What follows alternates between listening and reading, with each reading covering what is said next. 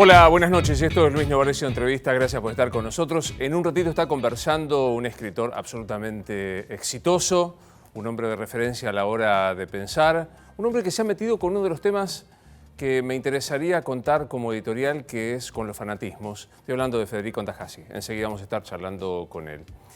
Hoy parece que la política argentina se debate en términos de fanatismo.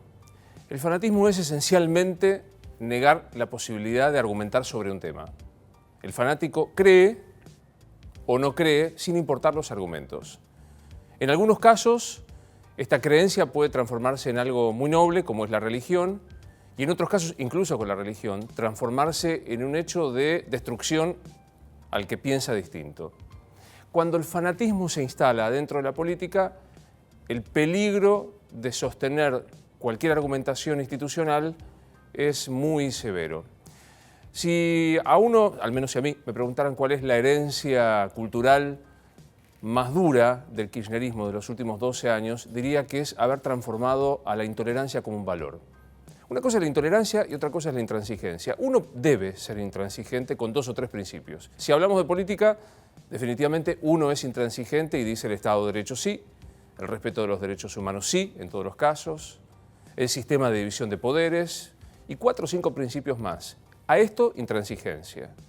La intolerancia, en cambio, es desconocer la posibilidad que el que piensa distinto tiene una parte de la razón o tiene algo que aportar a la hora de la discusión política. Los intolerantes, y yo creo que esto ha sido la herencia cultural del kirchnerismo, creyeron que sentarse a discutir o escuchar al otro era un signo de debilidad y por lo tanto había que dejar que la otra persona no pudiese opinar o esencialmente no escucharla. Eso fue incluso el modo de comunicar que tenía el kirchnerismo. Yo creo que lamentablemente todavía seguimos instalados en la intolerancia. Voy a poner 2 ejemplos. Uno, otra vez Comodoro Pi, la política argentina pasa por los tribunales. La presencia hoy de Cristina Fernández de Kirchner en los tribunales, acusada de encubrimiento y de traición a la patria, nada menos que en la cuestión del memorándum de entendimiento con Irán. Hoy la expresidenta de la Nación no contestó, por lo menos públicamente, cuáles eran las acusaciones. ¿De qué se le acusa? De haber celebrado un pacto con otro Estado para darle cobertura jurídica a los que está probado hicieron volar la mutual de la AMIA. Esto decía la doctora Kirchner. Decirles que conmigo no van a poder. ¿Saben por qué? Porque voy a representar siempre, equivocada como siempre lo hice, hacer honor a lo que la gente vota. Voy a ser una legisladora que vaya a cumplir con el mandato de los bonaerenses y de los argentinos que están en contra de estas políticas de ajuste, que creen que se puede vivir en un país mejor. Bueno, esto decía la doctora Kirchner. En realidad la pregunta era, ¿se firmó un acuerdo con Irán que provocaba el encubrimiento y la traición a la patria? Yo sé que es un tema que te puede parecer muy lejano y estoy pero absolutamente convencido de que no lo es. Primero, la Argentina, en la gestión Kirchner, que dijo haber levantado la bandera de los derechos humanos, celebró un tratado con la entonces administración de Irán de Mahmoud Ahmadinejad, un fanático, que negaba el genocidio, que lapidaba mujeres, que desbarrancaba homosexuales. No hubo ningún tipo de prurito. Vos podés decirme la política internacional no es un acuerdo de amigos. Es raro entre la intransigencia y la intolerancia hablar de Irán desde este lado. Superemos esto. ¿Qué decía el tratado, el memorándum de entendimiento? Como los responsables de haber volado la AMIA, 7 iraníes, no se presentaban a la justicia argentina, creemos una especie de comisión de la verdad a donde, trasladados a Irán, el juez argentino les tome declaración y avance así la causa. ¿Uno compone la idea? Un juez argentino yendo a Irán, Mahmoud Ahmadinejad, negando el holocausto o lapidando mujeres, dándole garantía a un juez argentino para que pueda libremente, por ejemplo, decirle a uno de los iraníes queda detenido. Y aparte creando un juez encima del juez argentino que era el juez natural. Esta es la acusación. No sé, la doctora Kirchner habla de me acusan de traición a la patria como si uno le dijera no quiere a su bandera. Eso es una discusión de fanáticos, no de abogados. Y la doctora Kirchner es abogada. La pregunta es, ¿violó la jurisdicción? ¿Prorrogó la jurisdicción? ¿Hizo algo que generara jurídicamente? Cuando en la política discutimos pasiones y no argumentos, la cosa se complica. Y el segundo hecho que quiero mencionar, que ha quedado momentáneamente postergado a un segundo plano por la cuestión de Vido, es el caso Maldonado. Yo siento, y lo hago en primera fila, primero en la lista, que de verdad los periodistas deberíamos hacer una cierta autocrítica de lo que hemos hecho con la causa Maldonado. Porque hemos pasado, en algunos casos, de decir Macri mandó a desaparecer a Maldonado como si fuera Videla, para el otro extremo decir Santiago Maldonado era un fumón que tropezó y se ahogó en el río Chubut. A mí me siento verdadera vergüenza y sobre todo verdadera sensación de apuro frente a la familia Maldonado que está tratando de saber qué pasó. Y ahí de vuelta los fanatismos. El kirchnerismo que dice Macri lo mandó a desaparecer, el PRO también fanatizado, porque hay fanáticos del PRO, diciendo se tropezó y se ahogó, no tiene nada que ver, desconociendo que ahí estaba la gendarmería, por lo menos para averiguar qué es lo que sucedió, tapan lo que es la verdadera discusión. ¿Que queremos saber de verdad qué pasó con Santiago Maldonado? Afortunadamente hay un juez ahora, que es el doctor Geral, que investiga, una fiscal que todavía no le conocemos la voz. Es una enorme pena que los fiscales no entiendan que son nuestros representantes en el proceso penal y no solo no prejuzgan, sino que tienen que dar cuenta de sus actos. Finalmente, y antes de recibirlo a Federico, hay otro hecho más que se vincula con los fanatismos. Lo dije desde que comenzamos este programa. Los que se creen eternos se olvidan de leer la historia, la de aquí, la del mundo y la de la humanidad. Alguna vez la opción era ella y él, en una reelección indefinida hasta que la biología decidiera que no. La biología jugó una mala pasada. Y muchos dijeron Cristina eterna. Incluso muchos gobernadores, muchos ministros, como Juan Mansur, que era ministro de Salud y es hoy gobernador de Tucumán, que olvidándose de la omnipotencia de aquel momento dijo y esto. ¿Tenemos una etapa terminada? Ya está, ya es un ciclo que ha terminado y lo digo con mucho respeto. Creo que hay que mirar hacia adelante, creo que hay que tener propuestas superadoras y creo que este es el desafío de la Argentina federal, la Argentina que viene, la Argentina que tiene una potencialidad tremenda y hoy lo que dice el gobernador de Córdoba, Schiaretti, y la gran mayoría de los gobernadores, queremos sumar, queremos aportar, vamos con propuestas superadoras, vamos a sumar esfuerzos para que a la Argentina le vaya bien. Lo que sí no estamos dispuestos, tal cual lo expresaron recién, es a resignar ni un solo peso de lo que le corresponde a cada una de las provincias nuestras. Es fuerte ver a Juan Mansur, que alguna vez formaba parte del Cristina Eterna, decir, ya fue. Bueno, enhorabuena. Si la democracia le permitió, en una suerte de epifanía institucional, darse cuenta de que esto no existe a lo largo de la historia, enhorabuena. Hoy hablamos, entre otras cosas, de los fanatismos, de un cambio de época, hablamos de la Argentina con Federico Antajás y ya lo voy a recibir. ¿Cómo estás? Gusto verte. Qué gusto. Igual Gran para mí. gusto verte. Por favor. Permiso. ¿Todo bien? Todo bien. ¿En moto vinimos? Todo bien, por supuesto. Siempre. Obviamente. Siempre. Obviamente. Qué linda casa tenés. Linda casa. Grandes ventanales. ¿Cómo estás? Bien, por suerte muy bien. Bueno, ¿arrancamos? Claro. ¿Hay un cambio de época? ¿Sentís que hay un cambio de época en este momento? Sí. Yo te escuchaba muy atentamente el editorial y pensaba varias cosas. Mira, vos y yo nos conocimos ya hace varios años hablando de literatura. ¿Qué es lo que a mí más me gusta? Yo sigo siendo un escritor, esencialmente, que por circunstancias más o menos azarosas llegué al periodismo, ya viejo, ¿no? Pero yo soy un escritor. Y el punto de vista de los escritores es muy diferente al de los periodistas. Tal vez porque los escritores tenemos un pacto con la realidad muy diferente al de los periodistas. Los escritores somos mentirosos profesionales. Los periodistas somos gente que dice la verdad, en el mejor de los casos, por supuesto.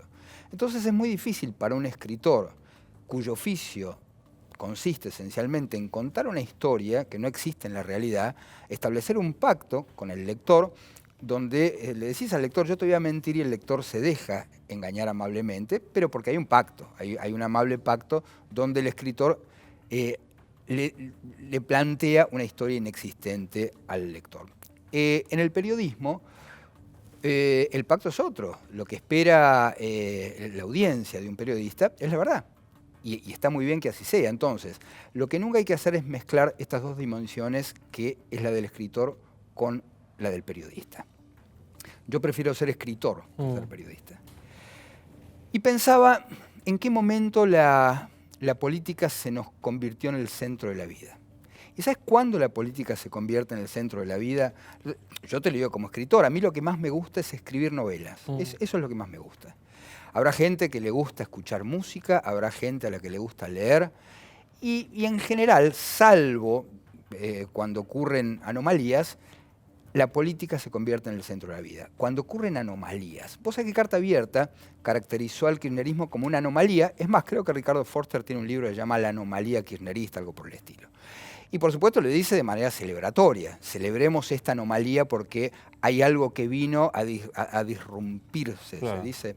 Bueno. Y si no, lo inventamos, Alberto. Si me gustó. Disrumpir, ¿no? Yo disrumpo, tú disrumpes. Exactamente. Claro. Bueno, entonces, eso que uno ve como un problema, que la política se convierta en el centro de la vida, muchos lo consideran una virtud. Y yo creo que, insisto, que es un problema. Mirá, para Galileo Galilei, el centro de su vida era la ciencia, era conocer la verdad del universo. Tan ambicioso como eso. Y el tipo dijo varias cosas y se atrevió a conjeturar, bueno, igual que Copérnico, que la Tierra giraba alrededor del Sol, digamos, que el universo no giraba en torno de la Tierra.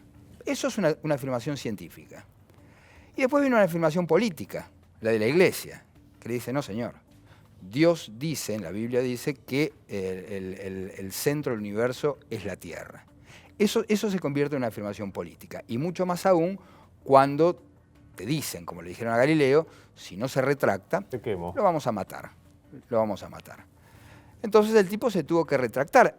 ¿Entendés? La política se le convirtió en el centro de la vida porque era o afrontar esa verdad científica que él estaba en condiciones de comprobar o mentir para no disgustar al poder. Ahora, digo, yo te decía, me parece muy interesante que lo veas por este lado. Si había un cambio de época, ¿vos sentís de verdad? Yo soy, como dijo ayer Daniela de ahí sentado, un escéptico consuetudinario.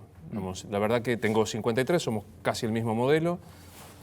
¿Tenés la impresión de que cambió algo? Digo, ¿lo ves a debido preso? ¿Sentís que es un cambio o es un gatopardismo para decir cambia algo para no cambiar nada? Me parece que, mira, el futuro no es algo a lo que hay que esperar. Me parece que el futuro es algo que uno va a buscar. Y uno se construye el futuro. Y uno se construye ese futuro que desea.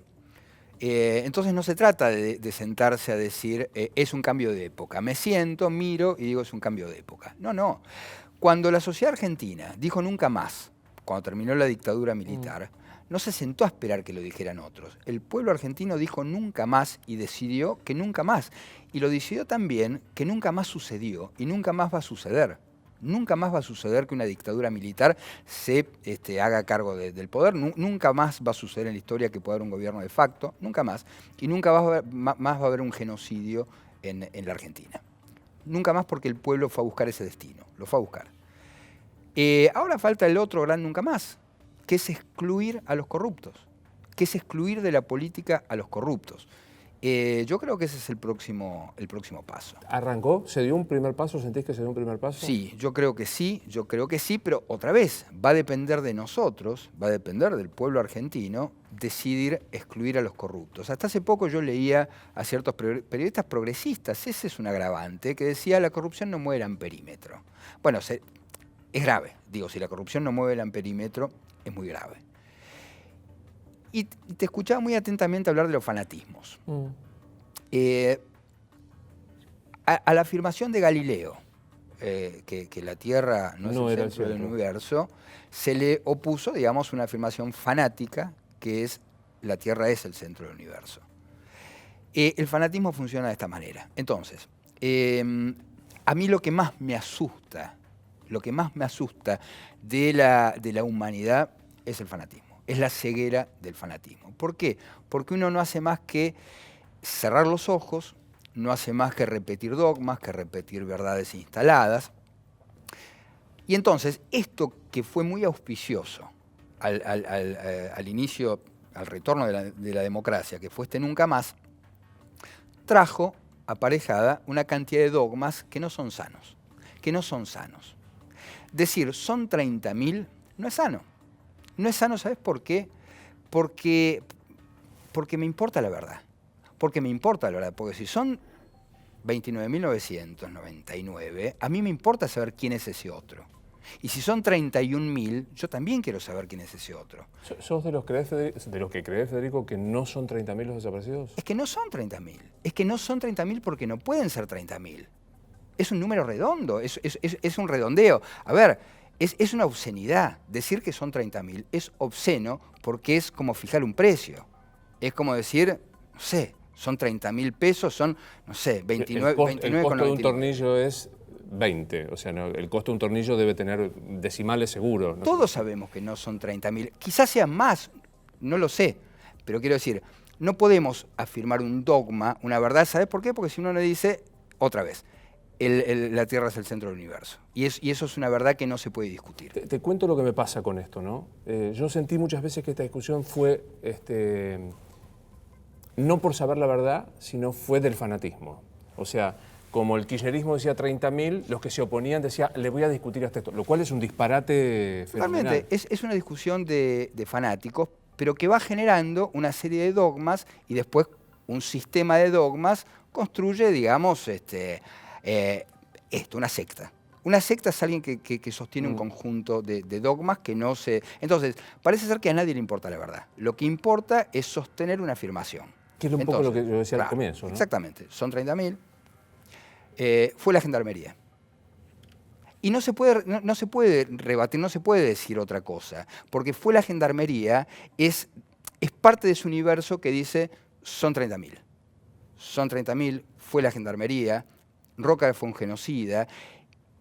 Y esto arranca desde los comienzos de la historia argentina, que está asignada por dogmas, y entonces no importa la verdad, no importa la verdad. Y los historiadores han hecho mucho para meternos a los argentinos en una suerte de callejones donde vos sos de acá o sos de allá y no se puede pensar libremente.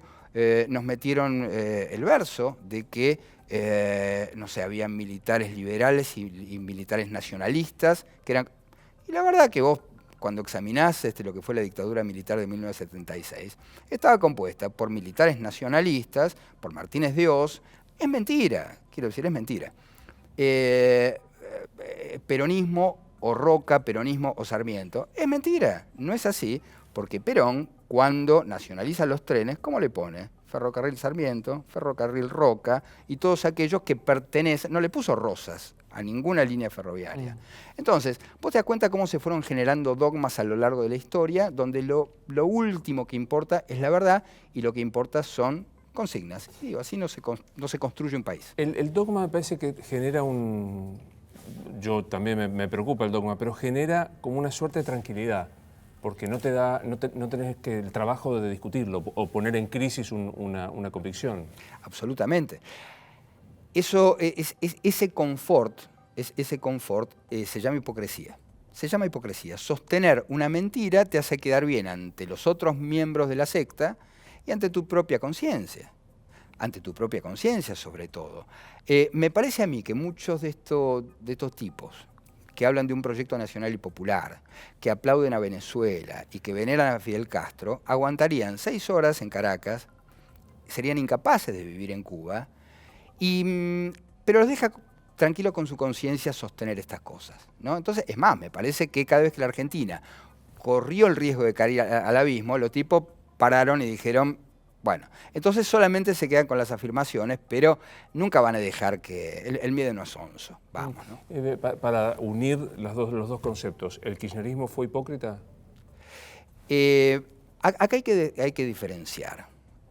Hay que diferenciar. El kirchnerismo tiene una dosis de gente honesta, a mi juicio ingenua, que no se quedó con nada, que la vio pasar durante 12 años, y me parece que ahora se empieza a ver un poco cómo es la mecánica de esto. Vos viste, todos vimos cómo los diputados, como el bloque de diputados del FPV, le soltó la mano a Julio De Vido, lo entregó con moño y ahí estaban los fanáticos defendiendo lo que el mismo FPV no defendía. Quiero decir, esa gente que se enriqueció, hablo de De Vido, que se enriqueció ilícitamente, esa otra gente del FPV que no sé, no me consta, pero me imagino que gratis no se dieron vuelta ni trabajaron gratis, como a ellos les va en eso su propio futuro, bueno, hacen un cálculo y lo entregan a debido con moño. Y los fanáticos, que no se quedaron con nada, siguen cantando vamos a volver, vamos a volver. ¿Quiénes van a volver? Entonces me parece que esta es una vieja costumbre de la política argentina de sacrificar a los honestos y dejar a los corruptos.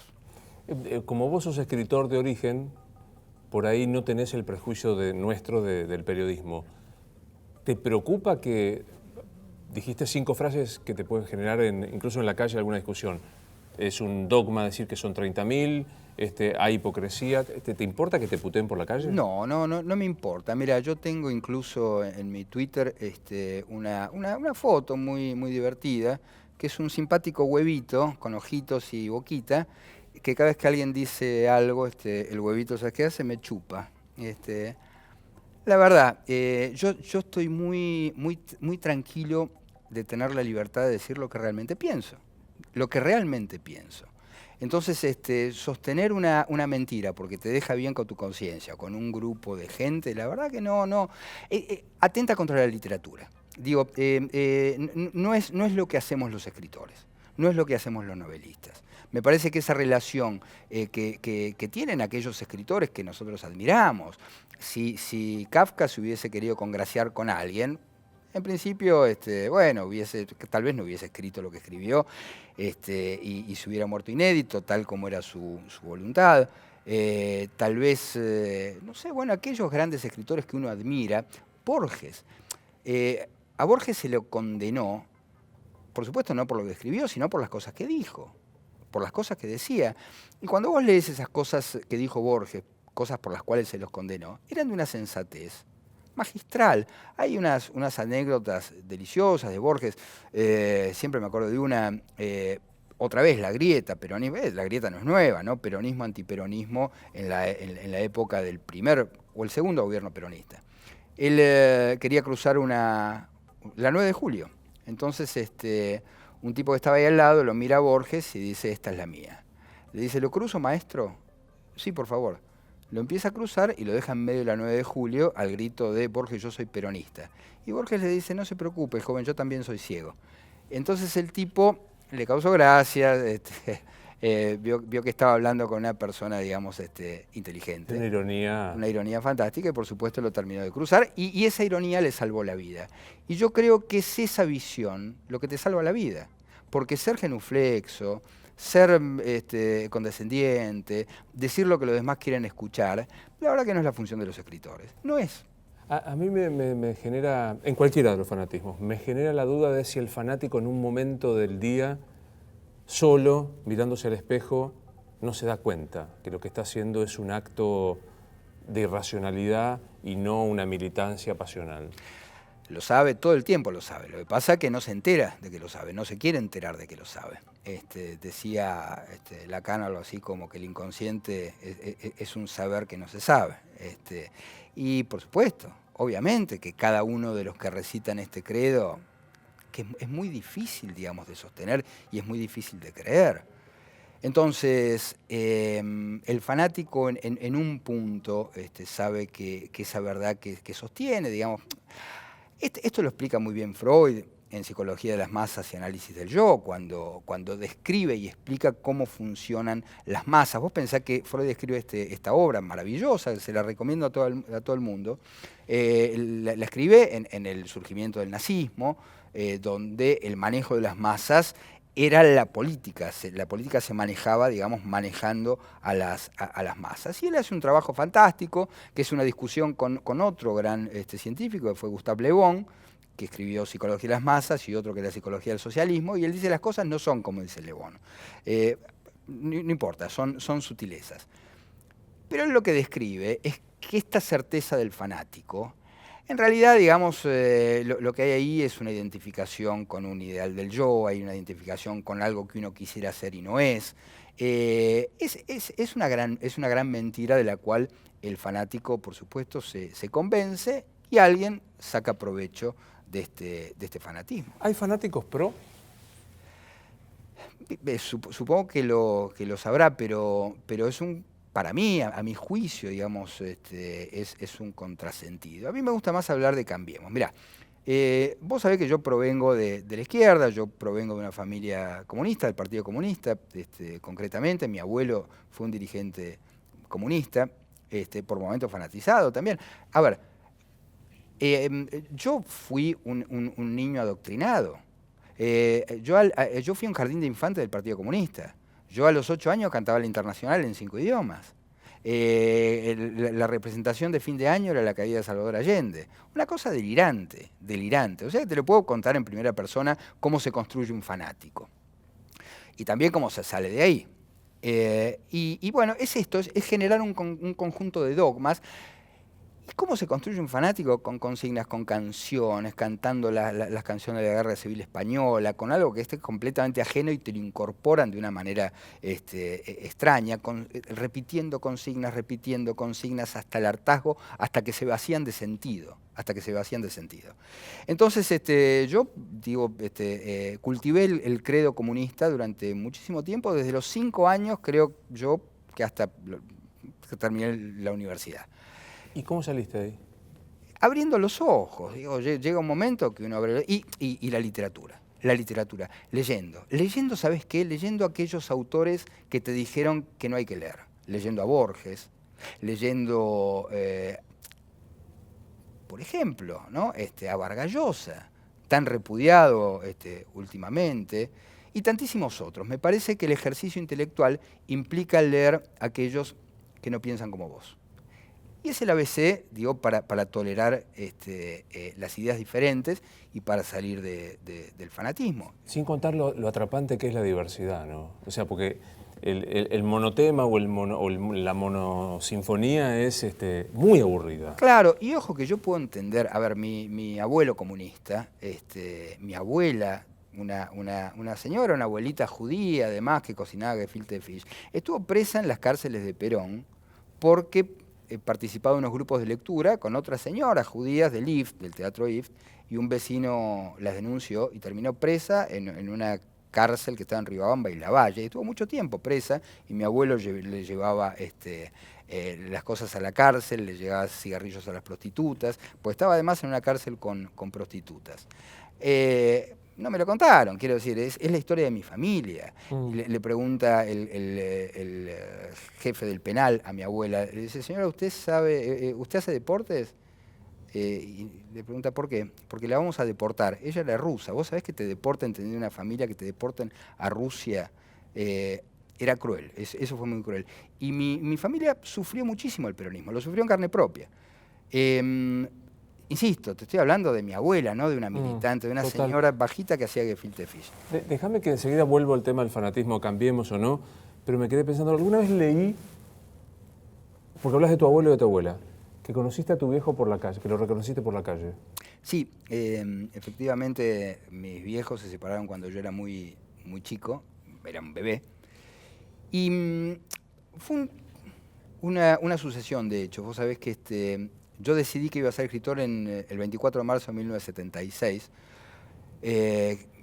Mi abuelo tenía una biblioteca fantástica porque era editor, como te dije, pertenecía al PC, y esa madrugada se dio cuenta que tener esa biblioteca era un riesgo para su vida. Entonces esa misma noche bajó todos los libros del anaquel y yo pude ver cómo quemaba todos sus libros, que era su vida, en un terreno baldío que estaba ahí enfrente, en Ayacucho y Corrientes. Y fue la primera vez que yo lo vi quebrarse el tipo mientras quemaba esos libros, que fue como verlo inmolarse. Entonces, esa biblioteca quedó vacía, y en esos anaqueles vacíos descubrí un librito muy chiquitito de lomo naranja, y me acerqué, lo vi, y veo que ese libro lo había escrito un tal Bela Andahasi, Andahasi Kasnia, ese es mi apellido, y descubrí que tenía, dos cosas descubrí, que tenía un padre y que tenía un padre poeta. Y en la solapa de ese libro estaba la foto, una foto de los años 60, de un libro hecho por su autor, muy barato, era casi ininteligible. Pasaron varios años, y cuando cumplí 18, me acuerdo que estaba caminando por Corrientes, y en Corrientes y Montevideo, ahí donde estaba el bar La Paz, veo un tipo parado en la esquina con una pipa, una barba, yo a este tipo lo conozco de algún lado. Digo, es el de la foto, es el del libro. Entonces me acerco y le pregunto, discúlpeme, ¿usted es Vela? Sí. Me dice, mucho gusto, yo soy Federico. Y me preguntó, ¿qué Federico? Y es muy difícil explicarle a alguien quién es uno, más aún cuando ese alguien es tu padre. Y a partir de ese momento, bueno, fue un encuentro muy emotivo. Él era psicoanalista, fue muy emotivo, él estaba muy emocionado, pero cuando nos separamos de ese abrazo infinito que nos dimos, me dio su tarjeta de psicoanalista y me citó en su consultorio. Yo sabía que alguno de los dos necesitaba un psicólogo, pero no sé si era yo en ese momento. Ese fue el encuentro con mi viejo, fuimos muy amigos, nunca le pude decir papá, no fue un encuentro paterno ¿Quién es Vela? No, le decía, che, no le decía ni papá, ni viejo, ni Vela. La verdad es que era una relación muy, muy entrañable, fuimos muy amigos, pero no podría decir que fue una relación paterno-filial. Pero bueno, gracias a él también, digo, me encontré con otra biblioteca, esa biblioteca destruida de mi abuelo, digamos, de alguna forma fue reemplazada por esa biblioteca de mi viejo, que leía en húngaro, que leía en alemán, que era un tipo sumamente interesante y completamente loco, absolutamente, pero un tipo apasionante. ¿Y mamá? Mi vieja es un fenómeno, mi vieja es un fenómeno. Yo creo que a ella también le debo la literatura, porque ella siempre fue una gran lectora, y yo recuerdo todavía la voz de mi vieja cuando me contaba esos cuentos a la noche para hacerme dormir, y ahí descubrí lo fantástico que es la literatura, ¿no? Que puede conseguir algo tan maravilloso que es conciliar la paz y el sueño en un chico. Y para mí todavía hoy la literatura tiene esa cosa mágica, esa voz de madre que puede hacer que alguien se encuentre con sus sentimientos más básicos y más elementales. Mi vieja, empleada bancaria, ella laburó años en el Banco Nacional de Desarrollo, antes era el Banco Industrial. Una gran persona, una gran persona, ¿no? Yo, mira, me acuerdo que me iba a dormir a la noche y vivíamos en una casa muy chica. Mi vieja me había cedido el dormitorio a mí y ella dormía en el living. Y yo me dormía escuchando la máquina de escribir de mi vieja, porque ¿sabes qué hacía? Tipeaba textos para ganarse unos manguitos extra, y se pasaba la noche entera después de haber laburado todo el día, digo, para darme de comer. Así que la máquina de escribir, donde yo empecé a escribir, tiene que ver con eso, con mi vieja. ¿Cómo se llama la vieja? Juana, es un fenómeno. Juana Merlín, como el mago. Ese es el apellido. Qué fuerte, ¿no? Sí, bueno, pero todos tenemos estas historias, Luis, y los que llegamos a la literatura, llegamos así, por estas historias, que no siempre son alegres, claro. No, claro que sí.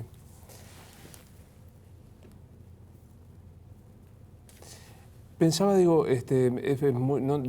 hemos hablado muchas veces, nunca te había escuchado lo del 76, y digo, ¿qué desafío a los dogmas y evitar el fanatismo? Porque digo, ¿quién te va a discutir a vos que el 76 es algo muy importante? Pues es tu abuelo, claro, son los libros, y que vos puedas decir, el dogma de los 30.000 no es que yo discuto el Estado de Derecho, es nada más que perseguir la verdad.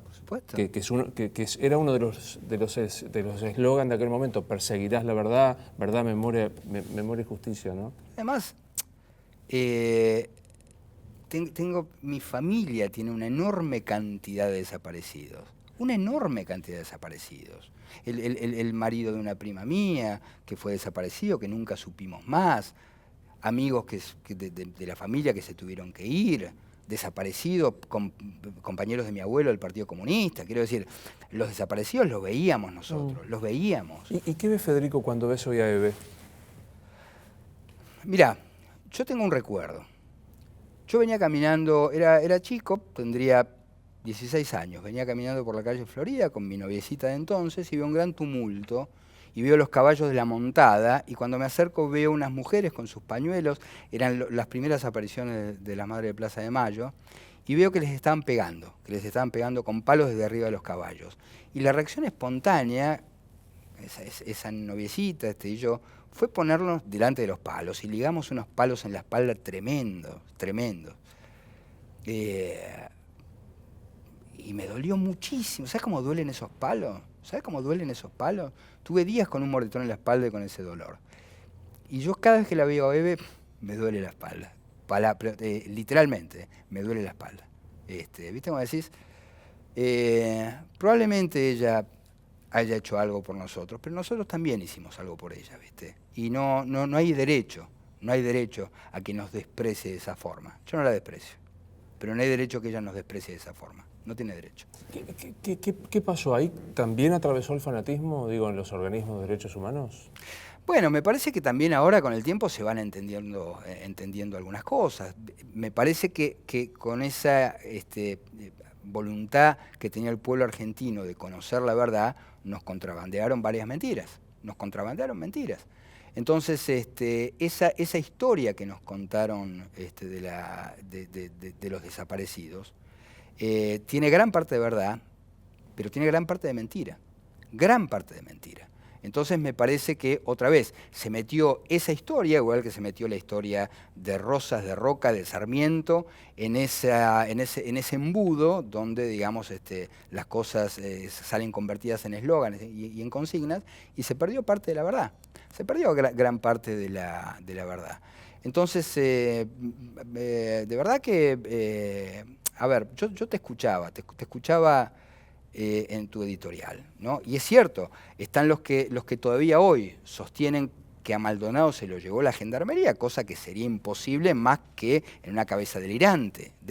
Está claro, se ahogó en ese lugar. Y efectivamente, si se ahogó fue a causa de una situación violenta.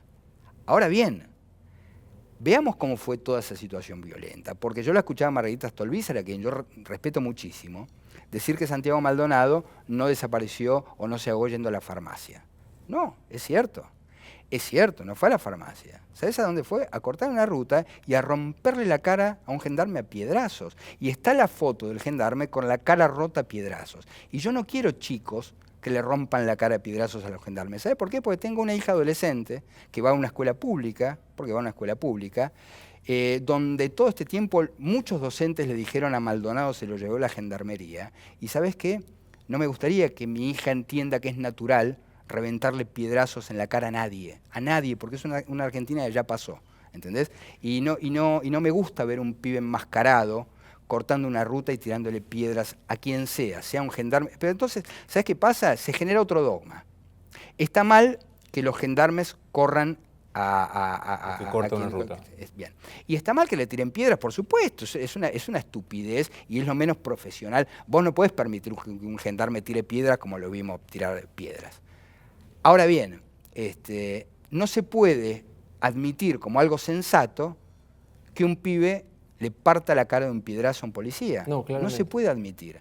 ¿Entendés? Y cuando Walla dice, Maldonado era uno de los nuestros, era un anarquista que hoy estaría rompiendo vidrios como cuando vino a romper los vidrios al juzgado, eso no está bueno. Eso no está bueno. ¿Entendés? Entonces me parece que ya es hora de entender que no hay violencia buena, que no hay violencia justificable de ninguna forma. Se puede justificar la violencia porque si no, abrimos otra vez las puertas a ese espanto que fue la década del 70. Y que me parece que se resuelve, digamos que en pos de no buscar la verdad, se resuelve con estos dogmas. Macri es Videla que lo mandó desaparecer a Santiago Maldonado, o Santiago Maldonado es un pavote, un fumón que se cayó, digamos.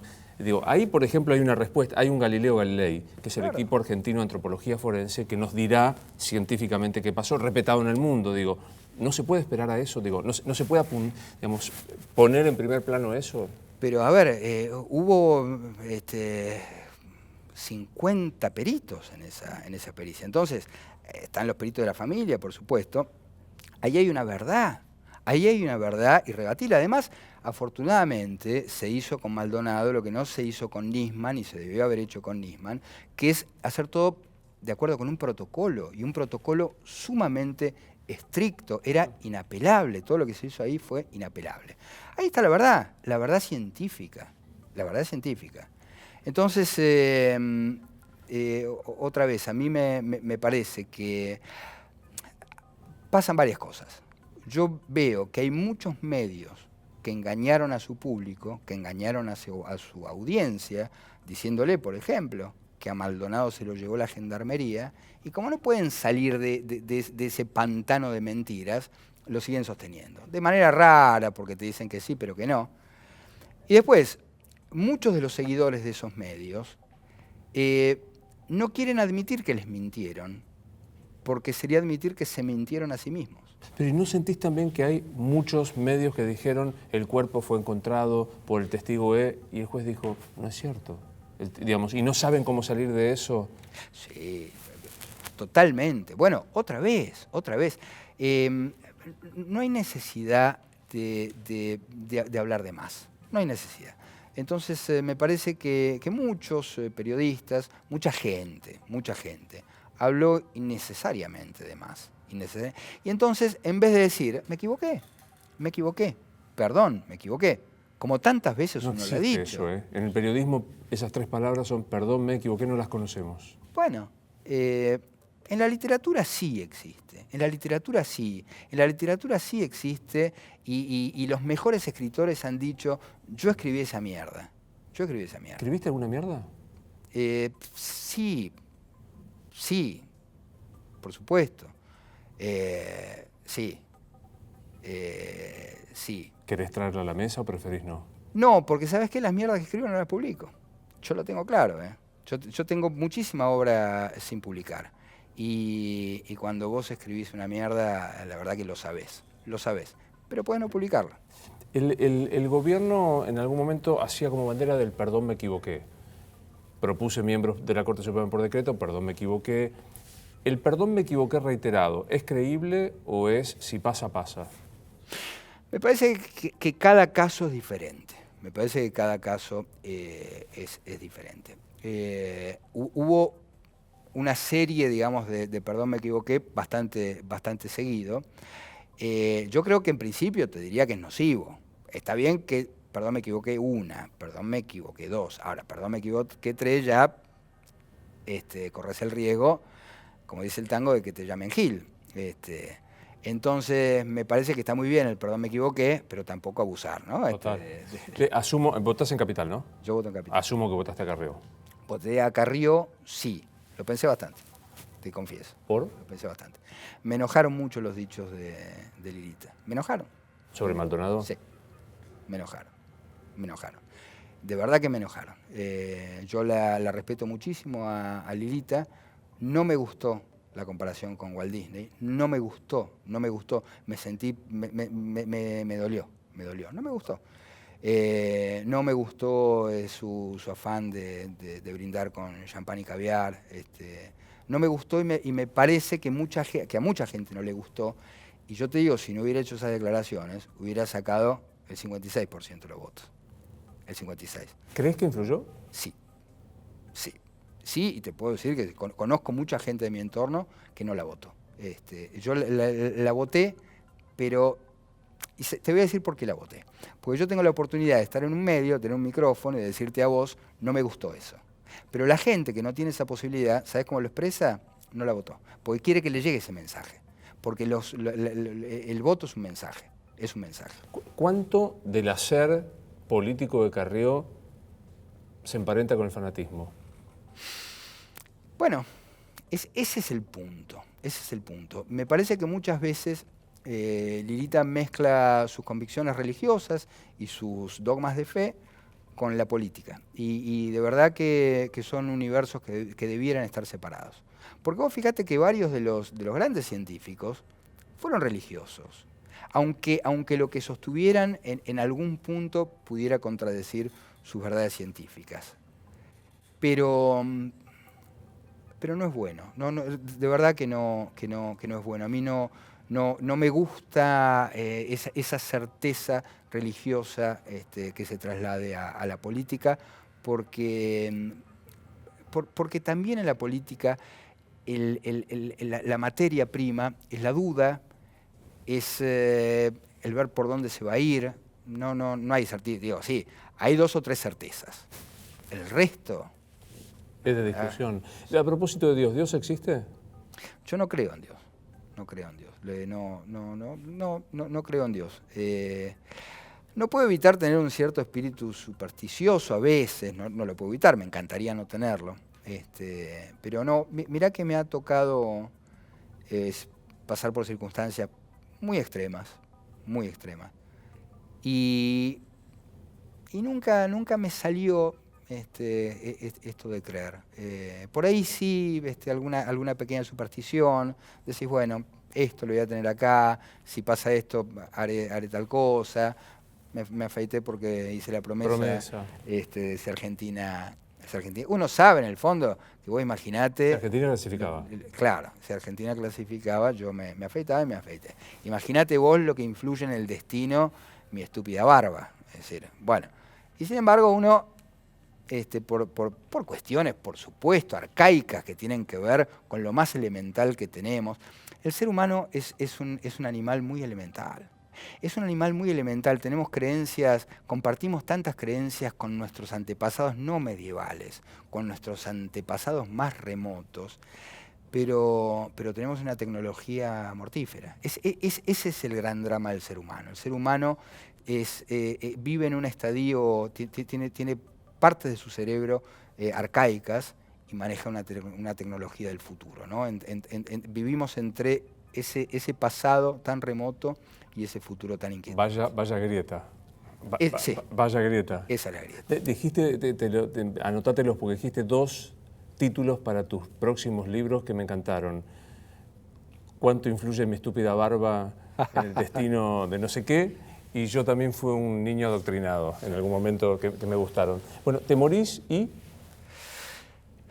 Me muero y uno en qué piensa cuando se muere. Uno cuando a la hora de me muero y bueno, y pienso en mis hijos. Querés que tus hijos sean libres, sean independientes, se valgan por sí solos.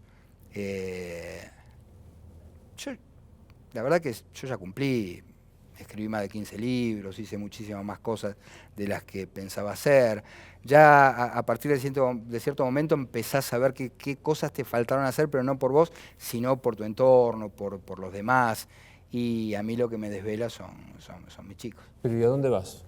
¿La muerte es el paso a...? No, por suerte no vas a ninguna parte. Por suerte esto se acaba y se acabó. Vos imaginate si esta existencia que tiene uno, digamos, tan agobiante, tan intrascendente en un punto, se eternizara. Yo creo que el mejor favor que nos puede hacer el destino es que esto se acabe. Que termine. Bueno, te voy a proponer algo que nació desde el primer día de este programa, sin querer con un entrevistado, y lo repito con todos. Juguemos a que te reencarnás. ¿Te seduce la idea de la reencarnación o más o menos? Depende en que vaya a reencarnar. Ahí voy. Claro. Reencarnás en Cristina.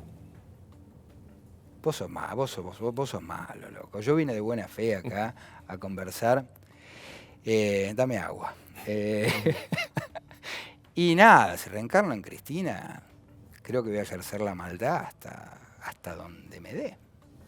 Reencarnás en Mauricio Macri. Y bueno, podré darme algunos gustos. Reencarnás en el Papa Francisco. Y bueno, ahí me enteraré si después de esto hay algo más. Reencarnás en Carrió.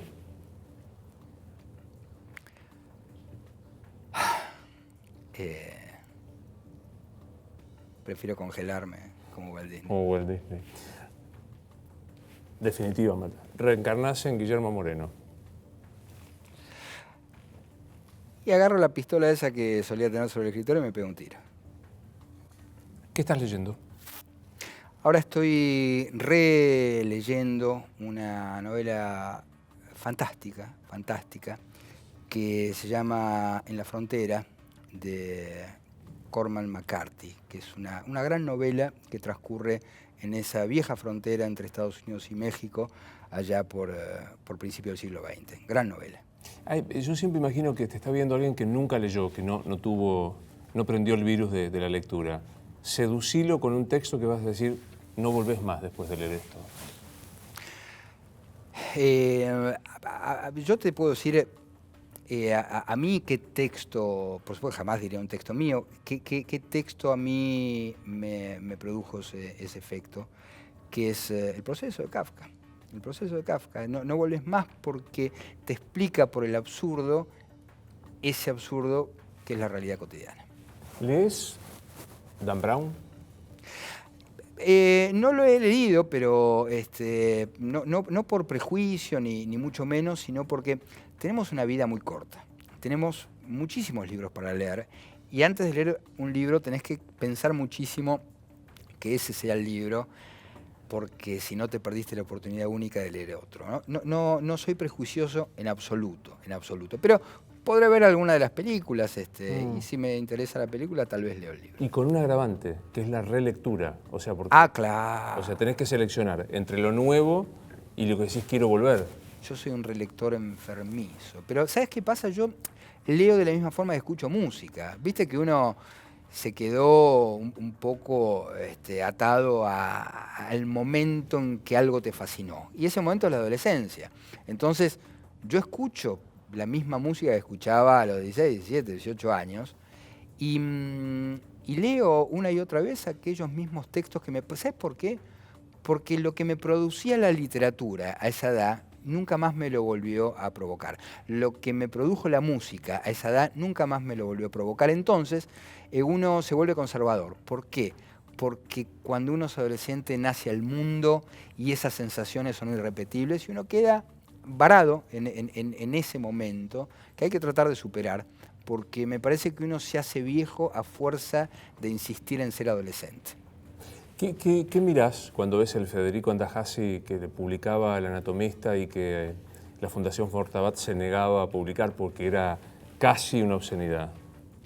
Veo un pibe impune, veo un pibe que escribía casi, digamos, en la certeza de que nunca iba a publicar, que es una impunidad maravillosa, porque sabés que como no vas a publicar, escribís lo que se te canta, lo que querés. Y eso sí trato de conservarlo, que no es fácil, no es fácil. No es fácil hacer abstracción de los lectores que siempre te piden que escribas lo mismo, no es fácil de hacer abstracción de los editores que quieren vender muchos libros, no es fácil, no es fácil, pero ese es mi gran desafío, digamos, mantener ese escritor impune que fui cuando empezó a escribir. ¿Estamos condenados al éxito? No estamos condenados, afortunadamente no estamos condenados. Afortunadamente. Mirá, estamos condenados a una cosa u otra, depende de lo que hagamos. Digo, uno puede estar condenado por la ley si perjudica a otros, o uno puede estar condenado por su propia conciencia. Pero de antemano no estamos condenados a nada. No estamos condenados, ¿sabes por qué? Porque el futuro hay que buscarlo. Porque el futuro hay que buscarlo. Porque hay que salir a buscarlo y traerlo de los pelos. Hay que traerlo de los pelos al futuro. Entonces, decir estamos condenados a es sentarse a esperar tal cosa. Y yo la verdad es que hace mucho tiempo que no me siento a esperar nada, sino que lo voy a buscar. Te lo voy a robar, al que al futuro hay que salir a buscarlo y traerlo de los pelos. Yo digo todo el tiempo que el deseo es el mejor arquitecto de la vida, pero no el deseo sentado en el sillón esperando que se concrete. Es un deseo activo, un deseo en acto, ¿no? Mira, vos sabés que yo me reencontré con el psicoanálisis. Había dejado durante mucho tiempo de ejercer como psicoanalista. Y a mí me gusta mucho caminar. Me encanta caminar. Es el momento en que pienso historias, que pienso novelas. Y venía caminando, yo vivo en Belgrano R, venía caminando por la calle Melián, y me estaba un poco acalambrado y estaba elongando en un árbol, y una señora, con la cual me cruzaba siempre, me dice: aprovecho que estás elongando para decirte una cosa. Yo sé que sos psicoanalista, sé que no ejercés, sé que no tenés tiempo, pero yo me quiero analizar con vos. Digo, mirá, lo dijiste todo vos, no me dedico. Le digo, no tengo tiempo. Me dice, no, mentira, porque yo te veo caminar un par de horas. Le digo, bueno, pero son las horas que dedico a caminar. Me dice, bueno, ¿por qué no me analizás mientras caminamos? Fue una revelación. Le dije sí. Fue una revelación. ¿Por qué? Porque yo venía pensando justamente en cómo el ser humano se quedó quieto hace muy poco tiempo. Nosotros éramos nómades hasta antes de ayer. Éramos pueblos que iban a buscar todo el tiempo su destino. ¿Por qué? Porque iban a buscar la comida, porque iban a buscar qué cazar, qué recolectar. Cuando el ser humano descubre la agricultura, la ganadería, construye el Estado, se queda quieto. Se queda quieto. Cuando te quedas quieto, ¿qué pasa? Te volvés codicioso porque empezás a copiar granos, te volvés obeso porque te quedas quieto y te volvés neurótico porque empezás a pensar en todo lo que vas a acumular y porque tenés tiempo para pensar. El futuro hay que ir a buscarlo. Y traerlo de los pelos. Traerlo de los pelos. Me gustó verte. Me encantó verte como siempre. Gracias. Esto es Luis Novarecio Entrevista. Hasta la próxima.